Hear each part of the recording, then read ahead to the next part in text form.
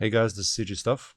A couple of videos back, I made a video about references and why it's important for your growth as an animator, why you need it, that you can extrapolate keyframes, key poses, stuff like that.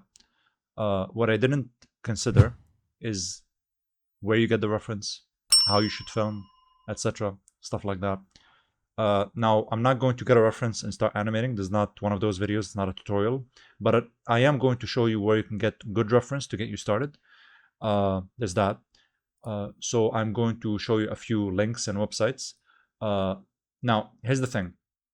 I am going to tell you off the bat is that the best way to do it is to get references from yourself. What does that mean? That means just like if you can just film your own references, whether it's for acting, fighting, whatever it is, you should always do that. Now, if you cannot find good references, my first link right here is endless references.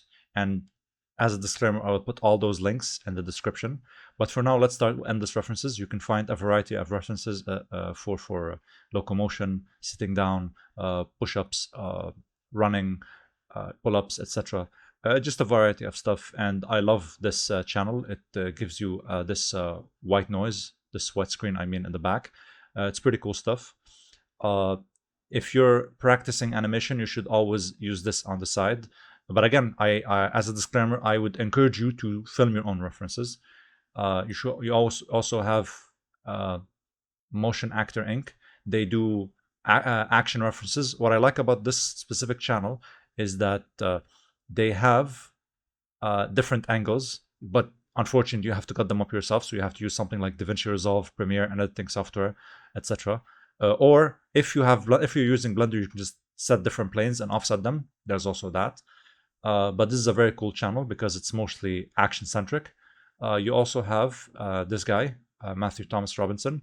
It's mostly cinematic, so that's cool. Now, I would advise you to always try to capture references where the camera is not moving. Like if you see here, we have motion, and that motion might, let's say, distract you from what you want. You know, like when you're animating, you want like static angles like this. So when you have static angles and you're animating like an action shot, all that motion is going to distract you. So unless you're, let's say, actually animating the camera, this might be annoying.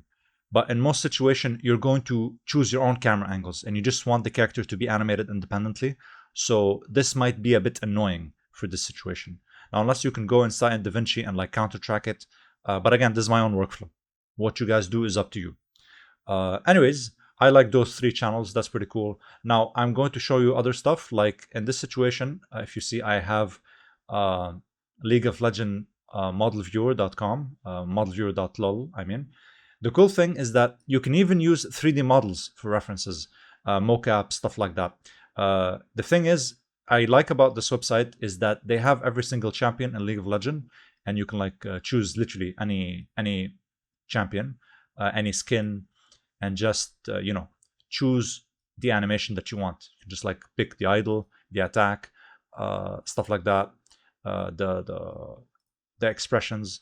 That's pretty cool. And the thing is, you can even download them to Blender and like check the frame data. You can like check the arcs, the reactions, the follow through, etc. That's I think is pretty cool. And you can use even that as reference. Yes. So over here you can also see that I have something called Ultimate Frame Data. And if I go to, let's say, Bowser from Super Smash Brothers, what they have is they have a single angle, unfortunately. And what you can do is you can like start scrubbing over here, and it starts giving you like a frame by frame solution, which is nice. You know, you can study that. You also have one for Street Fighter, which is the exact same one as the other one. So if you want to see, let's say, Guile, and if I start also scrubbing over every single frame, that also like works. Now, personally, I prefer to see my models over different angles, you know, especially if I'm filming myself or if I have mocap as reference. But this still works, you know, it's not that bad. Now for mocap, if you want to do your own mocap, you have QuickMagic. Now the thing about QuickMagic is that it's a paid service, and obviously it might be a bit counterintuitive to where I'm giving you like free resources, but trust me, QuickMagic is so worth it. It's as simple as you just film yourself, put it here, and just like it gives you like mocap results, which you can like, you know, put it either inside, let's say, a Blender or whatever DCC software you have. It's pretty cool. And the idea is that you just drag the video here, pick what avatar you want, and then after it's done, you just like put the avatar inside the Blender, and just like, again, same story with like League of Legends, and over here like the same thing. You're gonna have like a GLB file or an FBX file, and you can like track that arc, that hip motion, etc. What else? We have something called I'm not gonna pronounce that website, but basically we have this website where, let's say you wanna see Ryu, and you can see his animation. Okay, so let's say I pick this animation. Now, before we go on, these are GIFs, and specifically for GIF references, I would advise you to download this thing called GIF Scrubber. And what it does, basically, let's say I want to like check this frame by frame. After I put it as an extension, after I download it, you just right click on let's say this specific animation. I click on GIF Scrubber, and what's gonna do is gonna show me here this GIF, and I can just like start scrubbing through the GIF independently. So that's pretty cool. And I can like, you know, click on a different motion over here, and I can just like, again, go through GIF Scrubber, and it's going to show me the details of this animation. And the thing is, why I'm saying specifically Street Fighter, because you can see that this game is one of the best games to check out animation. It's very amazing.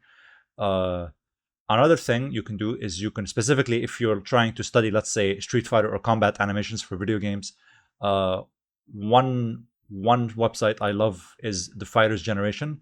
Is that you can find many frame data and many character sheets for fighters.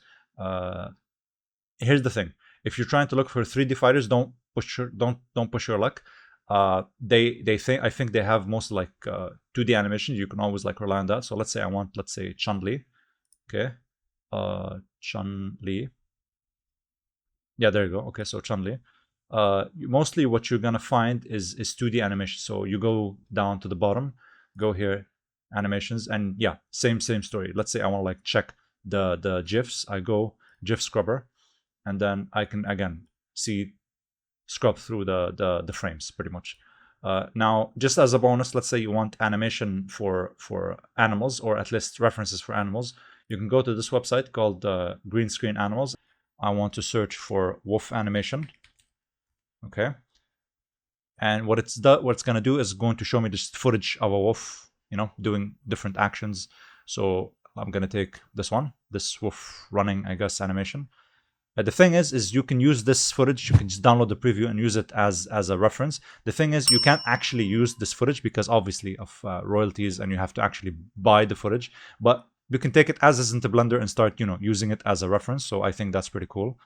But yeah, that's pretty much it. I think you know, you can just use these things for your study. And I hope that these things will be of use to you when you're using references. That's pretty much it. Have a nice day.